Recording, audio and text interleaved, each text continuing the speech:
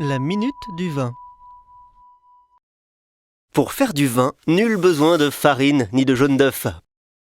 Pour faire du vin, il faut du raisin. Le raisin.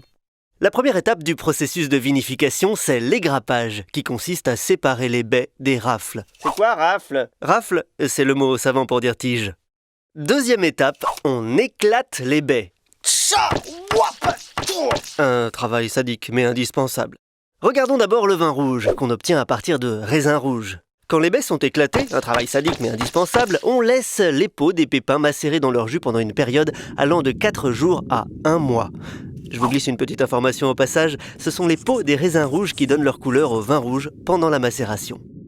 Ça n'est pas du sang de grenouille? Non. Laissons ce jus rouge macérer un instant. Pour le vin blanc maintenant. Les baies blanches ou rouges sont éclatées, un travail sadique mais indispensable, mais le jus ne reste pas au contact de la peau et des pépins, il passe dans le pressoir. Le jus de notre futur vin blanc reste quelques heures dans une cuve pour décantation, puis le délicat liquide est invité à entrer dans une autre cuve ou dans des fûts où les levures vont le transformer en alcool. Enfin, le vin blanc termine son dernier périple, il est mis en bouteille. En taille-bout, comme disent les grands chefs étoilés. Le champagne est vinifié comme le vin blanc avec une étape supplémentaire. Après la fermentation, on dilue le jus dans de l'eau de mer et on part à la pêche au crabe. Non, c'est faux. Après la fermentation, on ajoute du sucre et de la levure, c'est ce qui crée le gaz carbonique, les petites bulles sympas qui picotent. Là, un dépôt de levure se crée dans le goulot, on s'en débarrasse en congelant le goulot, donc le dépôt. À l'ouverture de la bouteille, il est expulsé sans ménagement.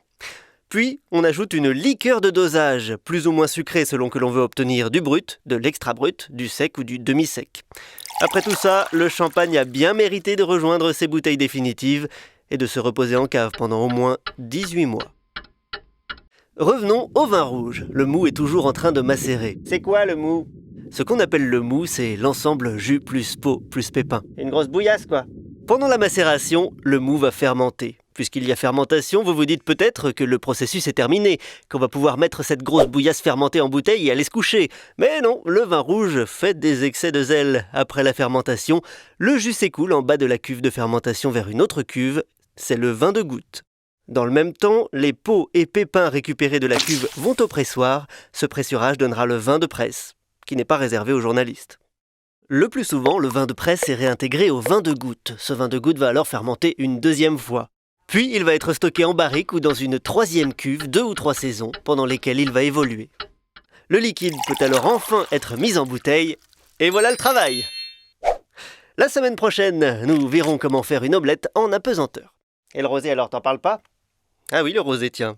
Eh ben, on en parlera quand il fera beau.